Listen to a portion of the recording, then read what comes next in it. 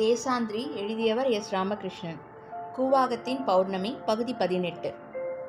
2 வருஷங்களுக்கு முன்னாடி சித்ரா பௌர்ணமியை ஒட்டி கூவாகத்தில் இருக்கிற அரவாணிகளோட விழாவை பார்க்கறதுக்காக நான் போயிருந்தேன். சென்னையிலேருந்து விழுப்புரம் பேருந்தில் ஏறுறப்பவே அந்த விழாவுக்கான அறிகுறிகள்லாம் என் கண்ணில் பட்டுச்சு. என் பேருந்துள்ள சகோதரிகள் போல ஒரே நிறத்தில் சுடிதார் அணிந்த 2 பெண்கள் உட்காந்துட்டு இருந்தாங்க. அழுத்தமான உதட்டு சாயம்லாம் பூசியிருந்தாங்க. ஒரு பெண் கூலிங் கிளாஸ் அணிந்தபடியே காதில் வாக்மேன் மாட்டிக்கிட்டு பாட்டு கேட்டுட்டு இருந்தாங்க. பேருந்து கிளம்புற நேரத்தில் மினுமினுக்கும் அரக்கு நிற புடவை அணிந்த பருத்த உடல் கொண்ட ஒரு பெண் பஸ்ஸில் தாவி ஏறினாங்க. அவங்கள பார்த்ததும் சுடிதார் அணிந்த பெண்கள் அருகில் உட்கார இடம் கொடுத்தாங்க. சில நிமிஷங்களுக்குள்ள அவங்க பேசுறது பஸ் முழுசும் கேட்டுச்சு. சேலை கட்டி வந்த பெண் தனது பெயர் சிங்காரம் என்று சொன்னான். அவங்க தங்கள் பெயர் ஸ்வப்னா பிரியான்னும் பெங்களூர்லேருந்து வர்றதாகவும் சொல்லி கை குலுக்கி கொண்டாங்க. சிங்காரம் தான் ஒரு கூட்டுறவு வங்கியில் வேலை பார்க்குறதாவும் தனக்கு 2 பையன்கள் இருக்கிறாங்கன்னும் தனது மனைவி தபால் துறையில் வேலை செய்கிறாங்கன்னு சொல்லியபடியே வருஷத்தில் இந்த 4 நாட்கள் மட்டும்தான் இப்படி ஒப்பனை செஞ்சுட்டு வருவதா சொன்னார். அந்த பெண்கள் தாங்களும் பெங்களூரில் ஒரு ஃபேக்ட்ரியில் வேலை செய்கிறதாகவும் 2 வருஷத்துக்கு முன்னாடி தான் பால் மாற்று அறுவை சிகிச்சை செஞ்சுட்டு உருமாற்றம் அடைந்ததாகவும் சொன்னாங்க. சிங்காரம் மெல்லிய சிரிப்போடு தனது ஹேண்ட்பேக்கை திறந்து கண்ணாடி எடுத்து பார்த்து தன்னோட முடியை சரி செஞ்சிட்டாரு. காலையில் பியூட்டி பார்லருக்கு போய் வந்ததா சொன்னார். அந்த பெண்கள் தாங்க இப்போ தான் முதல் முறையாக கூவாகம் விழாவுக்கு வரதா சொன்னாங்க. பேருந்து தாம்பரம் வந்தப்போ இன்னும் 10-15 அரவாணிகள் ஏறினாங்க. பேருந்தில் இருப்பவங்க யார் பெண் யார் ஆணுன்ற பேதம் கொஞ்சம் கொஞ்சமாக அழிஞ்சிட்டு இருந்தது. ஒரு கை குழந்தைய வச்சுட்டு இருந்த ஒரு பெண்கிட்ட இருந்து குழந்தைய வாங்கி கொஞ்சி கொண்டிருந்தார் ஒரு அரவாணி. விழுப்புரத்துலேருந்து 20 கிலோமீட்டர் தூரத்தில் உள்ளது கூவாகம். அங்குள்ள கூத்தாண்டவர் கோயிலில் நடைபெற விழாவுக்கு இந்தியா முழுக்க அரவாணிகள் ஒன்று கூடுறாங்க. இந்த விழா சித்ரா பௌர்ணமியை ஒட்டி நடக்குது. 1 வார காலம் நடைபெற இந்த விழாவில் அரவாணிகள் இங்கே இருக்கிற தெய்வமான அரவானை கணவனாக ஏற்றுக்கிட்டு திருமணம் செஞ்சுக்கிறாங்க. மறுநாள் அரவான் கலபலி கொடுக்கப்பட்டு விடுறான். அவங்க தாலி அறுத்து ஒப்பாரி வைக்கிறாங்க. மகாபாரதத்தில் யுத்தம் துவங்குறப்ப பாண்டவர்கள் தங்களது வெற்றிக்காக யாராவது ஒரு சுத்த வீரனை கலபலி கொடுக்கணும்னு முடிவு செய்கிறாங்க. அதுக்காக அர்ஜுனனுக்கும் நாகவம்சத்தை சேர்ந்த உலூபி என்ற பெண்ணுக்கும் பிறந்த அரவானை தேர்வு செய்கிறாங்க. அரவான் கலபலிக்கு முன்னால் உலகில் உள்ள எல்லா இன்பங்களையும் அனுபவித்து விடணும்னு விரும்புகிறான். ஆனால் அவனுக்கு திருமணம் செஞ்சு வைக்க யாரும் பெண் கொடுக்க மறுக்கிறாங்க. எனவே கிருஷ்ணரே பெண் உருக்கொண்டு அரவானை மணக்கிறாரு. மறுநாள் அரவான் கலபலியாக கொடுக்கப்பட்டதும் கிருஷ்ணர் தனது தாலியை அறுத்து கொண்டு விடுகிறாருன்னு ஒரு கதை இருக்கு. இந்த நிகழ்வு தான் இந்த விழாவின் மையம். ஆண் பெண்ணாக மாறுவது இந்திய புராணங்களில் தொடர்ந்து வரும் ஒரு நிகழ்வு. நாரதர் ஒரு குளத்தில் குளிச்சுட்டு கரையேறப்போ பெண்ணா மாறினாருன்னும் வனத்தில் உள்ள ஒரு விருட்ச நிழலில் படுத்திருந்த இளவரசன் உறங்கி எழுந்தப்போ பெண்ணா மாறிவிட்டான்னு மகாபாரத கதைகள்லாம் சொல்லுது.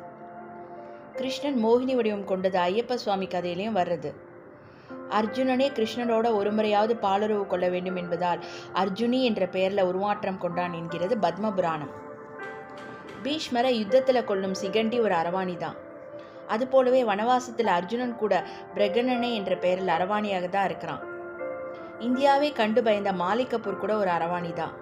அவ்வளவு ஏன், அலாவுதீன் கில்ஜியின் ஆட்சி காலத்தில் டெல்லியில் உள்ள முக்கிய பதவிகள் அத்தனையும் அரவாணிகளுக்கு வழங்கப்பட்டிருக்கு. கில்ஜியின் காதல் பெண்களாக இருந்தவர்கள் அத்தனை பேரும் அரவாணிகளே. பால் அடையாளம் பிறப்பில் ஏற்படுறதுன்ற போதும் அந்த உணர்வும் பழக்க வழக்கங்களும் குடும்பங்களால் தான் ஏற்படுத்தப்படுது. அதிலும் கலாச்சார கட்டுப்பாடுகள் பெண் ஆண் என்ற பாகுபாட்டை முன்வச்சது. ஆண் பெண் என்பது பால் அடையாளம் என்பதை தாண்டி உடல் அரசியல் கொண்டது. விழுப்புரத்தில் போய் இறங்கினப்போ நகரமெங்கும் ஆயிரக்கணக்கில் அரவாணிகள் இருந்தாங்க. திடீரென அரேபிய கேளிக்கை அரங்குகள் நுழைஞ்சிட்டது போல இருந்தது.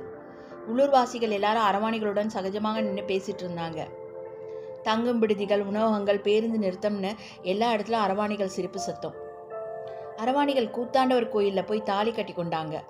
புது மஞ்சள் கயிறு கழுத்தல் தொங்க தனக்கு விருப்பமான ஆணின் தோளில் கை போட்டுக்கொண்டு நடனம் ஆடினாங்க. அரவானை திருமணம் செஞ்சுக்கிட்ட பெருமிதம் நிஜமாவே அவங்க கண்களில் மினுமினுத்தது. பெண் குறித்து இதுவரை மனதில் படிந்திருந்த அத்தனை கலாச்சார பிம்பங்களும் அங்கே ஒவ்வொன்றா நீக்கப்பட்டு வந்தது. அவங்க கட்டிக்கொள்வதும் முத்தமிடுவதும் உடலின் தேவை என்பதை தவிர வேறு ஒன்றுமில்லைன்னு சர்வசாதாரணமாக வெளிப்படுத்திட்டு இருந்தாங்க. ரகசிய சிரிப்பு, முற்றிய நிலவு, உதிர்ந்த பூக்கள், உபயோகித்து வீசி எறிந்த போதை நெடி படர்ந்த பேச்சுன்னு அந்த இரவு முழுவதையும் காமம் பேராறு போல் அடித்து சென்று கொண்டிருந்தது. கூவாகத்தில் அந்த இரவு கட்டுப்பாடுகளை விலக்கிய வெளியாக இருந்தது. இருட்டில் கையை இருந்த கோலை தவறவிட்ட குருடன் தடவி திரிவதைப் போல ஊரெங்கும் காமம் தட்டழித்து கொண்டிருந்தது. இன்னொரு பக்கம் பல்வேறு ஊர்களிலிருந்து வந்திருந்த அரவாணிகள் ஒருவருக்கொருவர் ஆறுதல் சொல்லிக் கொள்வதும் இணையாக நட்பும் நேசமும் உருவாவதும் நடந்துகிட்டு இருந்தது. மறுநாள் காலை அரவான் கலபலி கொடுக்கப்படுகிறான். அரவாணிகள் தங்களது தாலியை அறுத்துக்கிட்டு அழறாங்க. அது ஒரு புராண சம்பவம் என்பதை மீறி அவர்கள் அழுகையில் இருந்த நிஜம் முகத்தில் அறைகிறது.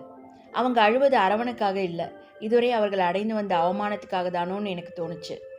ஒருவரை ஒருவர் கட்டிக்கொண்டு கூந்தல் அவிழ்ந்து கிடக்க, நெற்றியில் இட்ட பொட்டு அழிய, மாரல் அடித்து அழும்பொழுது நம்மை அறியாமல் தொண்டை அடைக்கிறது. முதல் நாள் இரவரை அவங்களிடம் இருந்த பகட்டான ஒப்பனையும் கேளிக்கையும் இப்போ இல்லை. துக்கமும் வேதனையும் மட்டுமே மிஞ்சி இருக்கு. அழுது அழுது அவங்க வளையல்கள் உடைத்து கொள்றாங்க. பின்பு நீராடி ஈரக்கூந்தலுடன் கூத்தாண்டவரை வணங்க நடந்து போறாங்க. அந்த நடையில் துக்கம் படிந்திருக்கிறது. அந்த முகங்கள்ல வெறுமை இருக்கு. அன்றாட வாழ்வுக்கு திரும்ப போறோன்ற வெறுப்பு கண்கள்ல இருக்கு. கிரேக்க துன்பவியல் நாடகம் ஒன்று என் கண்முன்ன நிஜமாக நடந்தேறியது போல இருந்தது அன்னைக்கு. அரவாணிகளுக்கான அழகி போட்டிகள், எய்ட்ஸ் விழிப்புணர்வு பிரச்சாரம், மதமாற்ற பிரச்சாரம், பத்திரிகைகள், தொலைக்காட்சி கேமராக்கள்னு எல்லாமே கூவாகத்தில் பரபரத்துட்டு இருந்தது. 1,00,000 பேருக்கு மேலே வந்திருக்க கூடோன்னு நாங்கள் அன்னைக்கு. அவங்களில் பெல்லாரியிலிருந்து வந்திருந்த கஜானான்ற பெண்ணை போய் நான் பார்த்தேன். அவள் மிகுந்த ஆதங்கத்தோடு, அரவாணின்றதால நாங்கள் இன்சூரன்ஸ் பாலிசி கூட எடுக்க முடியாதவர்களாக இருக்கோம். ஆடு மாடுகளுக்கு கூட இன்சூரன்ஸ் பாலிசி கொடுக்குறாங்க, ஆனால் எங்களுக்கு தருவதற்கு நிறைய யோசிக்கிறாங்கன்னு சொன்னான். பால் திரிப்பு கொண்டவர்களை அவமதிப்பதும் ஒடுக்குவதும் காலம் காலமாக நடைபெற்று தான் வருது. அதிலும் கடந்த காலங்களில் அவர்கள் மீது செலுத்தப்பட்ட வன்முறை ரொம்ப கொடூரமாக இருந்திருக்கு.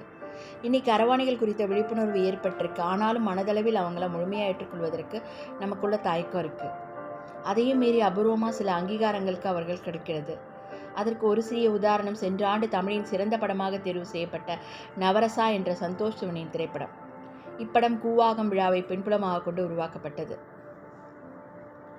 அரவாணிகள் விழாவுக்கு போயிட்டு வந்த பிறகுதான் பால் அடையாளம் எத்தனை சிக்கலானதுன்றதை புரிஞ்சுக்க முடிந்தது.